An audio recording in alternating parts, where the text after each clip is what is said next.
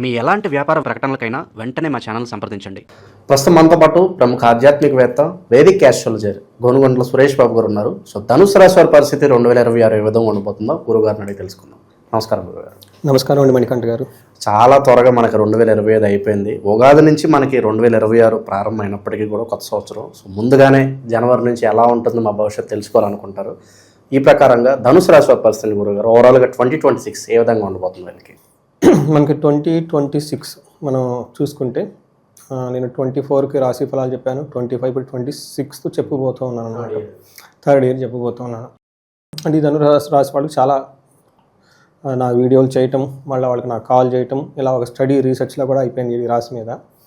First 2024లో చాలా బాగుంది వీళ్ళకి. 25లో పార్షల్గా ఇబ్బందులు ఉన్నాయి. ఈ 26లో కొంచెం ఇబ్బందులు అధికమయ్యే అవకాశం ఎక్కువగా ఉంది. కేర్ఫుల్గా ఉండాలి. అయితే ఈ వచ్చిన ప్రాబ్లమ్స్ని వీళ్ళు భరాయించే పరిస్థితిలో ఉంటారు, హ్యాండిల్ చేయగలిగే పరిస్థితిలో ఉంటారు. ఎందుకంటే కొన్ని ప్రాబ్లమ్స్ హ్యాండిల్ చేయలేరు. అయితే ప్రాబ్లం ఎక్కడ వస్తుందంటే ఈ ధనుసు రాశితో పాటు వాళ్ళ ఇంట్లో సింహరాశి వాళ్ళు ఉన్న ఏలినాటి శని, అష్టమ శని, అర్ధాష్టమ శని పీడితులు ఎవరైనా ఉంటే ఇంకా ఆ ఇంట్లో ప్రాబ్లమ్స్ అధికమవుతాయి అని గమనించుకోవాలి. ఇది బై డిఫాల్ట్ రీసెర్చ్లో వచ్చింది. ఎందుకంటే భార్యాభర్తకి ఇద్దరు శని దోషాలు ఇద్దరు కలుసుకుంటూ ఉంటారు కదా. ఒకళ్ళని కంట్రోల్ చేయడమే కష్టం. ఇద్దరు ఉంటే ఇంట్లో ఇంకొకళ్ళు ఉంటే వాళ్ళకి వెళ్ళకు గొడవలు అవుతూ ఉంటాయి. అది ఎక్కడికైనా వెళ్ళొచ్చు. అందుకని ఇంట్లో ఇది ఒక ఫస్ట్ ప్రికాషన్ ఈ రాశి వాళ్ళకి. రెండోది మూలా నక్షత్రం. ఈ ధనుసు రాశి చూసుకుంటే 2026 సంవత్సరం 2026 సంవత్సరంలో ఈ సంవత్సరం అనేది నాయకత్వ లక్షణాలు కలిగిస్తుందంట ప్రతి ఒక్కళ్ళలో. అప్పటిదాకా నార్మల్గా ఉన్న వ్యక్తి నేను రిస్క్ తీసుకోవటం, అందరినీ మేనేజ్ చేయాలని ట్రై చేయటం, ఉన్నతంగా నాయకత్వం అంటే తెలుసు కదండి, నేను బాస్ అనుకోవటం, ఈ టైప్ ఆలోచనలు ఎక్కువ మందికి వచ్చేస్తాయి. ఒక సెన్స్లో ఇది గుడ్. ఇన్ఫీరియారిటీ కాంప్లెక్స్ ఉన్నవాళ్ళు, బలహీనంగా ఉన్నవాళ్ళు వాడు కూడా లీడర్స్ లాగా ఫీల్ అయిపోతుంటారు. ఆల్రెడీ లీడర్గా ఉన్నవాళ్ళు ఓవర్ లీడర్గా ఫీల్ అయిపోతుంటారు. రకరకాలు వెళ్ళిపోతూ ఉంటుంది. ఈ టైంలో వీళ్ళు కొత్త ప్రాజెక్టులు తీసుకోవటం, కొత్తగా జాబులు ఎత్తుకోవటం, కొత్తగా బిజినెస్లు స్టార్ట్ చేయటం, కొత్త వాళ్ళతో పరిచయాలు, రిస్కీగా ఉండే పనులన్నీ ఎక్కువగా చేయడానికి ట్రై చేస్తూ ఉంటారు. ఎందుకంటే వీళ్ళకి ఈ నాయకత్వ లక్షణాలు ఎక్కువ ఉంటాయి ఈ సంవత్సరం. ప్రతి ఒక్కరికి ఉంటుంది అనమాట. అందరూ నేను ఫస్ట్ కావాలనుకుంటారు. అక్కడ గొడవలు అయ్యే అవకాశం కూడా ఉంటుంది. అయితే ఈ రాశి వాళ్ళకి 2026 సంవత్సరంలో మిక్స్డ్గా ఉంటుంది. ఫస్ట్ వీళ్ళకి 6 మంత్స్, ఫస్ట్ 6 మంత్స్ ఒక నార్మల్గా తటస్థంగా వెళ్ళిపోతూ ఉంటుంది. అక్కడ నుంచి వీళ్ళు ప్రాబ్లమ్స్ ఫేస్ చేసే అవకాశం ఎక్కువ ఉంటుంది. ఒక మొన్న ఆల్రెడీ నేను వేరే ఛానల్లో చేసిన ఇంటర్వ్యూ చూసి ఏమండి మీకు జూన్ వరకు బాగుంటుంది, ఆ తర్వాత బాగలేదని చెప్పారు. ఇది కరెక్ట్ అండి. నేను వాళ్ళు అమెరికా నుంచి కాల్ చేశారు నాకు. మా కంపెనీ వాళ్ళు నోటీస్ ఇచ్చారండి. ఆల్రెడీ మే వరకు, అంటే ఈ కంపెనీ వేరే కంపెనీలో మెర్జ్ అవుతుందంట.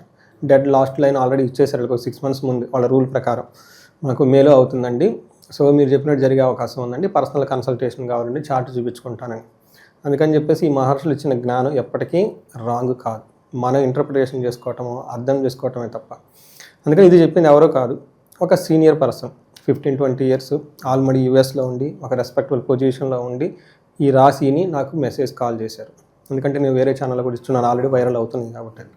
ఇది రియల్ ప్రూఫ్ యాస్ట్రాలజీ ఎంత స్ట్రాంగ్ అనేది. ఈ ధనుసు రాశి చూసుకుంటే ఇందులో మూల 1, 2, 3, 4 పాదాలు, పూర్వాషాఢ 1, 2, 3, 4 పాదాలు, ఉత్తర ఫస్ట్ పాదం అంతా మనకి ధనుసు రాశిలో ఉంటుంది. పేరు బలం ప్రకారం చూసుకుంటే ఏ యో భా భి దా భా దా భే అన్న లెటర్స్ అంతా కూడా వీళ్ళకి ధనుసు రాశిలో ఉంటాయి.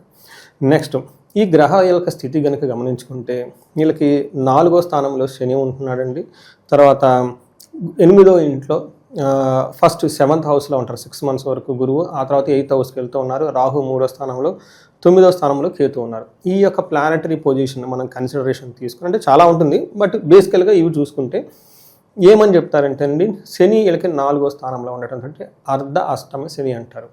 దీనివల్ల ఏమంటారంటే మనకి లఘు గోచారం, సూక్ష్మ గోచారంలో చిన్న చిన్న సంస్కృత పదాలలో మొత్తం హోల్ ఇయర్ మనకు చెప్పేస్తారు. మనకేం చెప్తారంటే 4వ ఇంట్లో శని ఉంటే ఏమవుతుంది అంటే స్త్రీ బంధు అర్ధ సుఖ చ్యుతి. సింపుల్. స్త్రీ అంటే ladies, wife or anybody. Next బంధువుల ద్వారా అర్థం, డబ్బుల ద్వారా, సుఖం అంటే కంఫర్ట్ని కోల్పోతారు. ఇది దాని మీనింగ్. ఇక్కడ శని 4వ ఇంట్లో ఉంటే అర్ధ అష్టమ శని అంటారు. అయితే ఇది లాస్ట్ మార్చి నుంచి ఉంది. కొంతమందికి పార్షల్గా ఇబ్బందులు పడుతున్నారు, కొంతమందికి ఇబ్బందులు పడటం లేదు. కారణం ఏంటంటే గురువు వీళ్ళకి బ్యాక్ బోన్గా ఉండేసి గురువు దృష్టి ఉండటంతో చాలా సాఫీగా ఉన్నారు వీళ్ళు. రెండోది గురువు వీళ్ళకి 7వ ఇంట్లో జూన్ వరకు ఉండి మంచి యోగ్యతను ఇస్తూ ఉన్నాడు. గురువు మారటంతో ఆయన మంచి రిజల్ట్ ఇవ్వడు, దృష్టి తీసుకుంటున్న శని కూడా దృష్టి ఇవ్వరు. అంటే ఒక ఈవెంట్ రెండింటిని ట్రిగ్గర్ చేసి నెగిటివ్ రిజల్ట్ ఇస్తుంది. అయితే రాహు 3వ ఇంట్లో ఉండటంతో చక్కగా సంపదలు కురిపిస్తూ ఉంటారని గమనించుకోవాలి.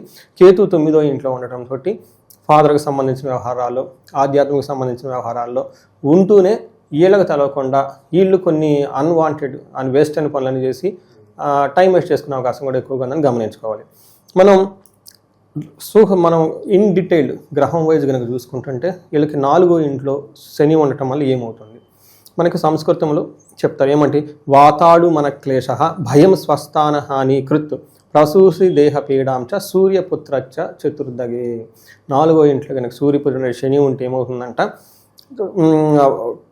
భీతి భయపడే అవకాశం ఎక్కువగా ఉంటుంది. స్వస్థాన హాని కృత్ అంటే జాబు పోవటము, ఒక మర్యాద పోవటము, ఇవన్నీ జరిగే అవకాశం ఉంటుంది. ఇంటిలో ఏదైనా కనుక ప్రాబ్లమ్స్ వచ్చే అవకాశం ఎక్కువగా ఉంటుంది. శరీరంలో కొంచెం బలం తగ్గినట్లు ఉండే అవకాశం ఎక్కువగా ఉంటుంది. ఈ టైంలో శత్రువులు అయితే ఏమీ చేయరు కానీ కొంచెం ట్రాన్స్ఫర్స్ అయ్యే అవకాశం ఎక్కువగా ఉంటుందని గమనించుకోవాలి వీళ్ళకి. ఇది మనకి శని యొక్క పెట్టే ఇబ్బందులను తెలుసుకోవచ్చు. ఓవరాల్గా కుటుంబానికి సంబంధించి, బంధువులకు సంబంధించి ఎక్కువ గొడవలు వచ్చే అవకాశం ఎక్కువగా ఉంటుంది. బంధువుల మధ్య గొడవలు కూడా వస్తూ ఉంటాయి. నాకు క్లయింట్ ఫోన్ చేశారు లాస్ట్ ఇయర్, ఈ సంవత్సరం కదా, వేరే రాశి వాళ్ళకి 74 years ఏమో. సీరియస్ గొడవ ఎక్కడవుతుందంటే వాళ్ళ కోడలకి ఇంకా గొడవ అవుతుంది.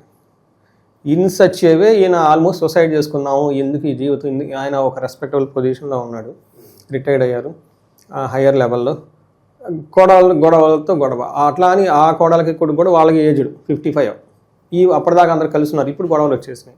75 years ఆయన బయటకు ఎక్కడికి వెళ్తాడు, నేను వెళ్ళాలని నేను అంటాడు, వాళ్ళ అబ్బాయి వద్దంటాడు, కోడలేమో గొడవ. ఇది కంటిన్యూస్గా జరిగేసి అసలు సూసైడ్ దాకా వెళ్ళిపోయాడు ఆయన.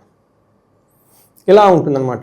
ఇలాంటి ప్రాబ్లమ్స్ చాలా ఉంటుంది వాళ్ళకి. తర్వాత గురువు వీళ్ళకి 7వ స్థానంలో ఉండి జూన్ వరకు చక్కటి యోగ్యతనిచ్చి ఏమంటారు ప్రొటెక్టర్. ఇంకా గోవర్ధన పర్వతాన్ని శ్రీకృష్ణుడు ఎలా పట్టుకొని అందరిని కాపాడాడు, గురువు వీళ్ళకి బాగా కాపాడుతూ ఉన్నారు. ఈ రాశి వాళ్ళు యాక్చువల్గా చాలా ఇబ్బందులు పడాల్సిన వాళ్ళు పడకుండా ఉన్నారంటే ఈ గురువు వల్ల. తర్వాత అయితే వీళ్ళకి రాహు 3వ ఇంట్లో ఉండటం మాత్రం స్వం అంటారు, ఓన్లీ వన్ లెడ్ స్వం అంటే సంపదలు అని. రాహు వీళ్ళకి సంపదలు ఇస్తూ ఉన్నారు. 9వ ఇంట్లో కేతు ఉండటంతో వీళ్ళకి ఏమంటారు పాపం, అనవసరమైన పనులు, వేస్ట్ పనులు, ఎవరికి ఉపయోగం లేని పనులు, లేదంటే వేరే వాళ్ళకి ఇబ్బంది పెట్టే పనులు చేసే అవకాశం కూడా వీళ్ళకి ఎక్కువ ఉంటుందని గమనించుకోవాలి. సో ఇదంతా ఫస్ట్ మనకి హోల్ ఇయర్. అంటే వీళ్ళకి భార్యతోటి, రిలేటివ్స్ తోటి డబ్బులు పోగొట్టుకునే అవకాశం ఎక్కువగా ఉంటుంది. ఇది కూడా జూన్ తర్వాత ఎక్కువ అవకాశం ఉంటుంది. గురువు వీళ్ళకి 7వ ఇంట్లో ఉండటం ఏం జరుగుతుందంటే రాజదర్శనం, ఆరోగ్యం, గాత్ర గంభీరం, పోషణం, అభీష్ట కార్య సిద్ధిచ్చ సప్తమగే భవేద్ గురు. 7వ ఇంట్లో కనుక గురువు ఉంటే ఏమవుతుందంట, రాజదర్శనం, హయ్యర్ అఫీషియల్స్ని కలవటం, పెద్ద ఇంపార్టెంట్ పీపుల్ని కలవటము, వాళ్ళ ద్వారా మంచి కార్యక్రమాలు చేయించుకోవటము, ఆరోగ్యంగా ఉండటం, బాడీ లాంగ్వేజ్ చాలా స్ట్రాంగ్గా ఉంటుంది, అనుకున్న పనులని నెరవేరుతూ ఉంటాయి. ప్లస్ ఈ గురు దృష్టి శని మీద కూడా ఉండటంతో శని చేసే పనులు ఇందాక మనం చెప్పుకునే కూడా ఎక్కువగా వాళ్ళకి ఎక్స్పీరియన్స్ అవ్వకుండా కాపాడింది.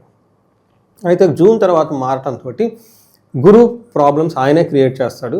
ఒకటి చోరాగ్ని నృపభీతిచ్చ గాత్ర గాంభీర్య నాశనం నిష్ఠూరం సాహసం క్రోధం అష్టమశ్చేద్ భవేద్ గురు. 8వ ఇంట్లో గురువు అంటే మారిపోవడంతో అష్టమ గురు ప్రాబ్లం క్రియేట్ చేస్తారు.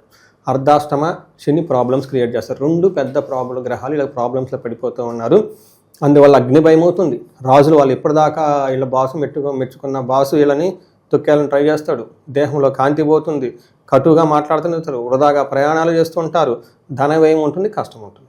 సో గురువు వీళ్ళకి సపోర్ట్ చేయకపోవడంతో చాలా ప్రాబ్లమ్స్ క్రియేట్ చేసే అవకాశం ఎక్కువ ఉంటుంది. సో 2 మేజర్ గ్రహాలకి వీళ్ళకి ప్రతికూలంగా ఉండి ఇబ్బందులు పెడుతున్నాయి కాబట్టి ఒక ఆశా జ్యోతి ఎవరంటేనండి వీళ్ళకి రాహు మనదాకా బాగా సపోర్ట్, జూన్ వరకు బాగా సపోర్ట్ ఇస్తున్నారు. 2 గ్రహాలు వీళ్ళకి బాగా సపోర్ట్, రాహు గురువు కూడా బాగా సపోర్ట్ ఇస్తూ ఉన్నారు. అయితే ఈ రాహు మాత్రం వీళ్ళకి కంటిన్యూస్గా సపోర్ట్ ఇస్తూనే ఉంటారు. జనరల్గా రాహు మంచి చేయడు, బట్ వీళ్ళకి ధనుసు రాశి వాళ్ళకి బాగా మంచి చేస్తూ ఉంటారు. 3వ ఇంట్లో రాహు ఉండటంతో మనకి ఏం చేస్తారంటేనండి సోదరులతో గొడవలు వచ్చే అవకాశం ఎక్కువగా ఉంటుంది, అతిగా కష్టాలు పడే అవకాశం ఎక్కువగా ఉంటుంది, ధైర్య సాహసాలకు మెండుగా ఉంటుంది, అనుకున్న పనులన్నీ సాధించుకుంటూ వెళ్ళిపోతారు. 3వ స్థానంలో రాహు మిక్స్డ్ రిజల్ట్, కొన్నిట్లో బాగుంటుంది, కొన్నిట్లో బాగోదు. బట్ ఎనీవే ఓవరాల్గా రాహు ఉండటం వల్ల సంపదలు తీసుకొచ్చి వీళ్ళకి సపోర్ట్ ఇస్తారు, ధైర్యాన్ని కోల్పోకుండా ముందుకు దూసుకొని పోయే ఒక తత్వాన్ని ఇచ్చి వాళ్ళని కాపాడుతూ ఉంటారనమాట. అయితే కేతు ఉండటంతో వీళ్ళకి కేతు 9వ ఇంట్లో ఉండటంతో ఆధ్యాత్మిక చింతన ఎక్కువగా ఉంటుంది. తర్వాత తీర్థయాత్రలు ఎక్కువ చేస్తూ ఉంటారు, వీటితో పాటు వీళ్ళు చేయకూడని పనులు కూడా చేస్తారు, అన్వాంటెడ్ వేస్ట్ అయిన పనులు కూడా చేసుకుంటూ ఉంటారు. వాళ్ళకి ఉపయోగం ఉండదు, వేరే వాళ్ళకి ఏం ఉపయోగం ఉండదు. అది కొంచెం గమనించుకొని బాగా ప్లాన్ చేసుకొని క్వాలిటీ వర్క్ చేస్తూ ఉంటే చాలా బాగుంటుంది అని గమనించుకోవాలి. ఇది మనకి ఓవరాల్గా ఈ ధనుసు రాశి వాళ్ళకి ఏ మేజర్ గ్రహాలు ఎలా ఉంది అంటే అనేది సమరీ చూసుకుంటే వీళ్ళకి జూన్ వరకు ఏదో విధంగా మేనేజ్ చేసుకుని వెళ్ళిపోతూ ఉంటారు. జూన్ తర్వాత వీళ్ళకి ప్రాబ్లమ్స్ అధికమయ్యే అవకాశం ఎక్కువగా ఉంటుంది. కేర్ఫుల్గా ఉండటం ఎంతైనా మంచిది ఈ రాశి వాళ్ళు. సో సెకండ్ హాఫ్లో మనకు కొన్ని ఇబ్బందులు అయితే కనిపిస్తుంది. మరి వాటిని అధిగమించడానికి రెమెడీస్ అంటే ఏం చెప్తారు సార్? వీళ్ళు చాలా ఎక్కువ రెమెడీస్ చేసుకోవాలండి. ఖచ్చితంగా కుంభకోణం నవగ్రహ టెంపుల్స్ తిరగాలి. శనికి తైలాభిషేకం శనివారం చేసుకుంటూ ఉండాలి. శని పిప్పలాద స్తోత్రం చదువుతూ ఉండాలి. యోగా చేయాలి, మెడిటేషన్ చేయాలి. వీళ్ళ లైఫ్ స్టైల్ కంప్లీట్ మారిపోవాలి. వీళ్ళకు ఏమని చెప్తానంటే నేను ఒక స్టెప్ జీవితంలో వెనక్కి తీసుకొని రిలాక్స్ అవ్వాల్సిన టైం ఇది. దూకుడుగా వెళ్ళిపోయి రిస్కీ పనులు చేయటం, ఎవరితో పడితే వాళ్ళు పరిచయాలు పెంచుకోవటం, కావాలని కింద పడేసేటట్టు ఉంటారు. చూడటానికి దేవకన్యలాగా దేవదూతల్లాగా మీ మీద కనబడుతూ ఉంటారు ఈ మూమెంట్లో. ఎప్పటిదాకా మీ దగ్గర డబ్బులు తీసుకొని మీ ద్వారా బెనిఫిట్ అయినంత వరకే. ఒక్కసారి మీరు ఇవ్వాల్సిన బెనిఫిట్ వాళ్ళకి ఇవ్వాల్సి ఇస్తే వాళ్ళు వ్యానిష్. వాళ్ళు ఎక్కడ ఉంటారో మీకు అర్థం కాదు, మీరు కొలాప్స్ అయిపోతారు. ఇలాంటి కేసులు రియల్ లైఫ్లో చాలా చేస్తున్నాను. మన మహర్షులు చెప్తారు ఓకే, బట్ రియల్ లైఫ్లో ఎలాంటి సిచ్యువేషన్ ఎన్కౌంటర్ అవుతుంది అనేది కూడా నేను కాల్స్ చూస్తుంటాను. ఏదో ఒక పాయింట్ ట్రిగ్గర్ అవ్వాలి కదా, కామన్ మ్యాన్ లాంగ్వేజ్లో పెట్టుకుని ఇది జరుగుతూ ఉంటుంది అనమాట. ఇది రాసి వాళ్ళు కొంచెం జాగ్రత్తగా ఉండడం చాలా ఇంపార్టెంట్. ఇంటర్నల్గా తమను తీర్చిదిద్దుకోవడం, రిస్కీ పనులు ఎక్కడ ఉంటే మొత్తం కట్ చేయటం, ఎక్కువగా డౌన్ ఖర్చు పెట్టుకోకుండా. ఎందుకంటే డబ్బు సంపాదించడం చాలా కష్టం, ఆ డబ్బుని నిలబెట్టుకోవటం ఇంకా కష్టం. తెలియని వాళ్ళు ఎవరంటేనండి డబ్బుని సంపాదించిన దాచిపెట్టుకొని భద్రంగా చేసుకోగలం. అట్లీస్ట్ ఒక బ్యాంక్ అకౌంట్లో వేసినా కానీ ₹1 వడ్డీ అంత వడ్డీ వస్తుంది, లైఫ్ బాగుంటుంది. ఈ బిజినెస్ ఆ బిజినెస్లన్నీ పెట్టి వాళ్ళకిచ్చి వీళ్ళకిచ్చి మళ్ళీ వాట్సాప్ మీ పచ్చార్లు తిరిగి ఇదంతా ఎందుకండి? ఈ టైప్ రిస్కీ పని అదంతా మనకి టైం బాగున్న రోజులు. టైం బాగలేదు కాబట్టి కొంచెం ఆగుంటే బెటర్. సో వీళ్ళకి అన్యోన్య దాంపత్య పాశుపతం, భార్యాభర్తల మధ్య రిలేషన్షిప్ బాగుండటానికి, అట్లనే ఇంట్లో వచ్చేటప్పటికి అందరూ ఒకసారి శుద్రాభిషేకం చూపించుకోవటం, తీర్థయాత్రలు ఎక్కువగా చేయటం, ఆశ్రమాలు ఎక్కువ తిరగటం, భగవద్గీతలు బుక్స్ లాంటివి దానం చేయటం, వీటితో పాటు చండీ హోమం చండీ పారాయణం చేసుకునేది చాలా బాగుంటుంది. సో వీళ్ళకి రాహుకి సంపూర్ణ శాంతి, గురువుకి సంపూర్ణ శాంతులు, శనికి సంపూర్ణ శాంతి పూజలు చేయించుకుంటూ ఉండాలి. ఎవరైతే బిజినెస్ చేస్తూ ఉంటారో బిజినెస్ ఆగకూడదు కదండి. బిజినెస్ ఆగిపోతే ఇంకా ఇటు ఆపరేషనల్ కాస్ట్ అంటారు, ఎంత పెరిగిపోతూ ఉంటుంది. రెంట్లు కట్టుకోవాలి, ఎంప్లాయీ సాలరీస్ ఇచ్చుకోవాలి, వీళ్ళ దగ్గర డబ్బులు వచ్చే ఆదాయం ఉండదు, పోయిన డబ్బు వెళ్ళిపోతుంది, డబ్బు స్లోగా వస్తుంది, ఉన్న డబ్బు ఆవిరైపోతుంది. అలాంటి టైంలో మీరు స్వర్ణలక్ష్మి విశేష హోమం చేయించుకుంటే ఆ ధన ప్రవాహం ఆగుతుంది, పోయేది అట్లనే వచ్చే ధన ప్రవాహం ఎక్కువగా ఉంటుంది. వీళ్ళు ధనానికి ఎక్కువ ఇబ్బంది పడరు.